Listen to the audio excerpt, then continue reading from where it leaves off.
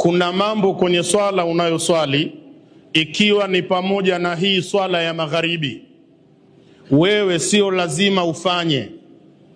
Ukifanya na usipofanya, swala yako imeswihi. Mnanielewa? Si lazima, kwa sababu hayaitwi shurutu sala. Hayo nitakayoyataja sio masharti ya kuswali. Mimi najua nyote hapa ni walimu, mnajua swala ina masharti, na ni masharti 8. Swala ina masharti mangapi? 8. Lazima uyajue moja moja na uyatumie. Swala inazo nguzo, hisabu yake ni 13 kwa hisabu ndogo, ni 17 kwa hisabu ya kati, na ni 18 kwa hisabu ya juu.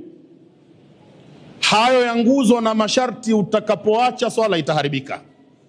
Lakini kuna vitu vinaitwa sunanu swala, sunna za swala.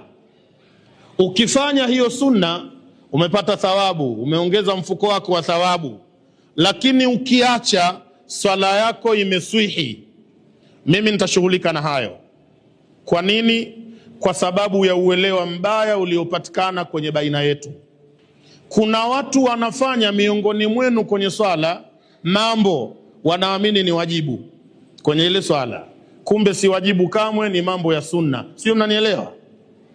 Naanza la kwanza. Kitu cha kwanza kabisa ambacho ni sunna kwenye swala, na nakusihi usikiwache, ila ujue sio lazima. Nanielewa? Cha kwanza, namba 1, kinaitwa ihdharul qalbi. Ihdharul qalbi maana yake sio kutoka utokako, ukifika tu kwenye swala usalli fardhu Allahu akbar. La, sunna ukifika utulie kidogo, angalau sekunde chache, ili moyo wako uulete kwenye ibada. Sunna namba 2, iskanu nadhari ila maudhi'i sujud, ni kulituliza jicho lako sehemu utakayosujudia. Hii ni sunna, haikuharibii swala wala si wajibu, isipokuwa ni sunna, na Bwana Mtume Muhammad hakuiwacha. Si sunna hii tumeiwacha. Wallahi alazim, kuna mtu utamkuta anaswali hapa, hata mwisho mpaka utacheka. Huku anaswali, jicho lake linaangalia nje, anaangalia na huko juu kidogo na feni, kuna saa anaangalia na saa yake kidogo hivi, anaendelea, anaangalia kila mahala. Na akimsikia mtu kakohoa huko anageuka, kumbe ni bwana fulani huyo.